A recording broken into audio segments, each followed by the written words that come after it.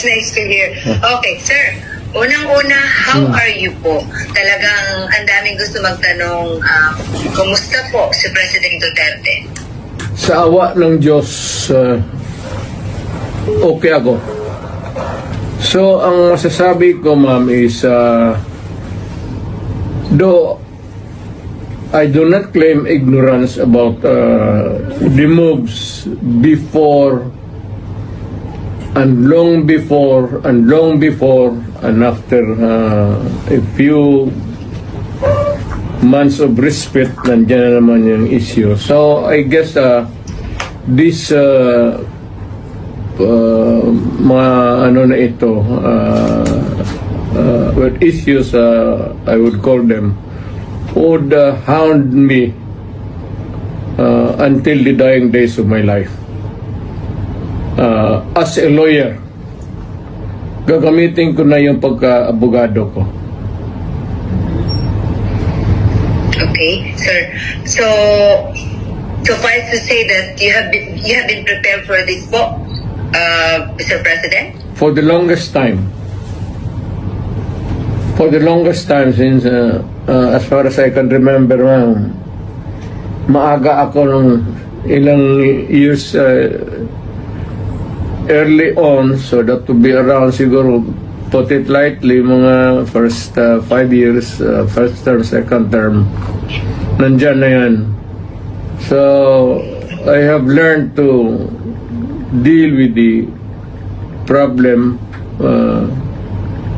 directly, frontally, and walang pasikot-sikot. Kasi dumaan ako sa trabaho ko, ma'am, as an appointed elected official of the Republic. I do not there no excuses to give. I offer no apology. I did what I did because to continue, I said I did what I had to do kasi trabaho ko at ginawa ko. Whether or not it would run me down or push me up, it's too early and it for history to make the accurate count. Wala ako. I do not want to judge myself except that I answer the problem, the questions, whenever it crops up. Alright. Kapag-usap na po kayo ni VP? She was beside me a few minutes ago, after dinner.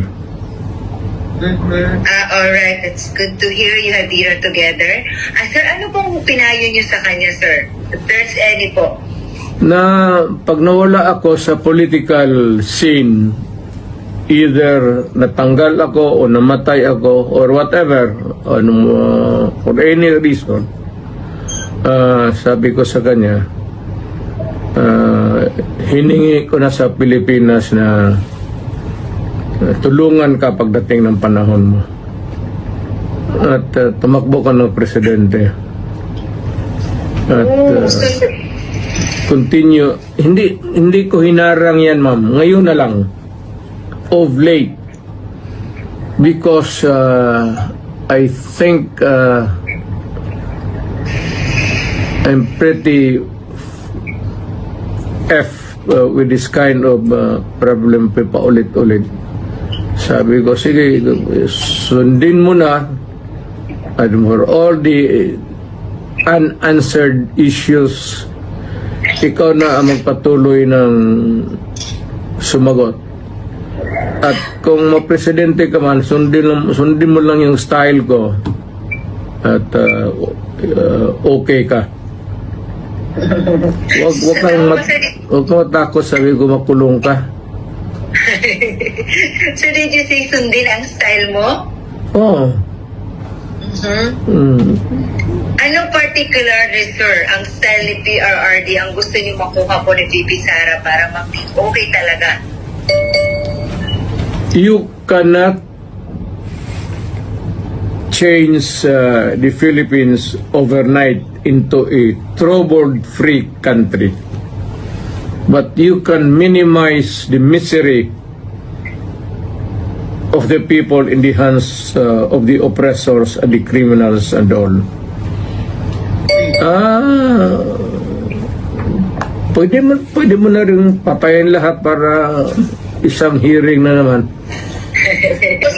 Napag-usapan niyo ba ni VP about sa kanyang impeachment, sir? Hindi naman naniniwala yung babae niya ng payo. At saka hindi naman interesado yan kung ma-impeach talaga siya o impeachment ay proceeding. The trial itself, you should not worry a bit. I do not know, but makita mo naman yung sa karakter ng babae na yan. It's totally indifferent yung mga problema na yan.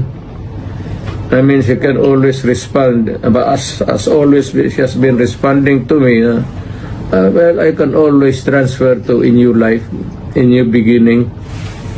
Ganon yan siya eh. So, pagka ganong kausap po ang tao, hindi mo mabigyan ng payo. What for? Hindi naman nakikinig.